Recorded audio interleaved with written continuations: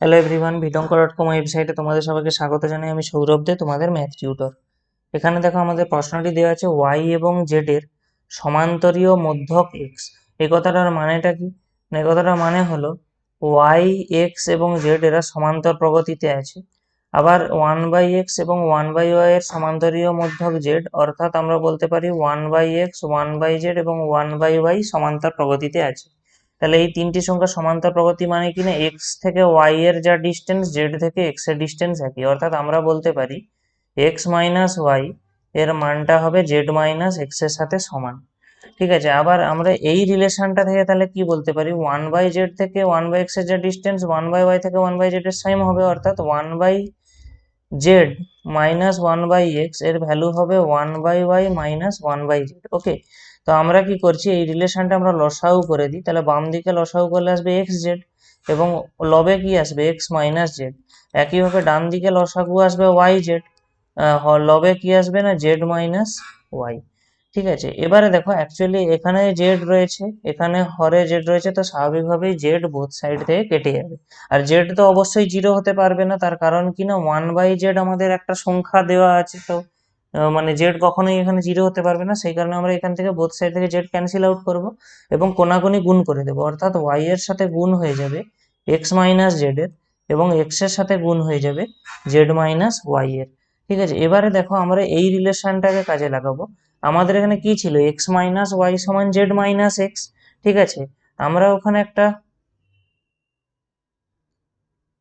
আচ্ছা এখানে আমাদের কি ছিল, জেড মাইনাস এক্স ছিল। তাহলে ওকে আমরা যদি এক্স মাইনাস জেড করতে চাই কি করতে হবে আমাদেরকে, এখান থেকে একটা মাইনাস কমন নিতে হবে।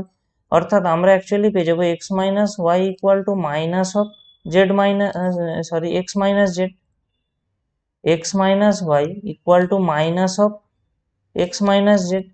ঠিক আছে, এরপরে এই -1 দিয়ে আমরা এই সাইডে যদি গুণ করে দিই তাহলে আলটিমেটলি আমাদের এক্স মাইনাস জেড এর যে মানটা সেটা কি হবে না, এই সাইডেও সাইন অল্টারনেট হয়ে যাবে, অর্থাৎ ওয়াই মাইনাস এক্স চলে আসবে। এখন এই যে এক্স মাইনাস জেড এর মান ওয়াই মাইনাস এক্স আমরা এখানটায় বসিয়ে দিই, তাহলে আমরা পেয়ে যাবো Y into Y minus X equal to X into Z minus Y. এটা আমরা করতে পারি। তো আমরা এবারে গুণ করে দেব, তাহলে পেয়ে যাবো Y square minus X Y equal to X Z minus X Y. এবারে দেখো এখানে মাইনাস এক্স ওয়াই রয়েছে, এখানেও মাইনাস এক্স ওয়াই রয়েছে, স্বাভাবিকভাবেই বোথ সাইড থেকে ওই মাইনাস এক্স ওয়াই পার্টগুলো ক্যান্সেল আউট হয়ে যাবে। তাহলে ওগুলো যদি ক্যান্সেল আউট হয়ে যায় তাহলে আমাদের থেকে যাচ্ছে কি না ওয়াই স্কোয়ার সমান এক্স জেড। তো একে দেখো আমরা ওয়াই স্কোয়ারকে ওয়াই ইন্টু ওয়াই আকারে ভেঙে নিই এবং এখানে রয়েছে এক্স ইন্টু জেড। তাহলে আমরা একটা ওয়াই কে ডান দিকে এবং জেড কে অন্যদিকে নিয়ে চলে আসলে অ্যাকচুয়ালি পেয়ে যাবো এক্স বাই ওয়াই সমান ওয়াই বাই জেড। এবং আমরা জানি যখন এক্স ওয়াই জেড সমান্তর প্রগতিতে থাকে, যখন এক্স ওয়াই জেড সমান্তর প্রগতিতে থাকে তখন এই এক্স এবং ওয়াই এর অনুপাত এবং ওয়াই এবং জেড এর অনুপাত সমান হয়, সেটাই আমরা এখানে পেয়েছি।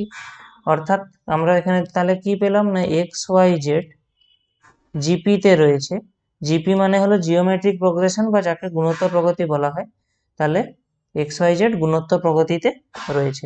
ভিডঙ্কর.কম ওয়েবসাইটে ম্যাথটি দেখার জন্য অসংখ্য ধন্যবাদ। এরকমই নানা প্রশ্ন এবং তাদের সমাধানের জন্য আমাদের ওয়েবসাইটটি ভিজিট করো।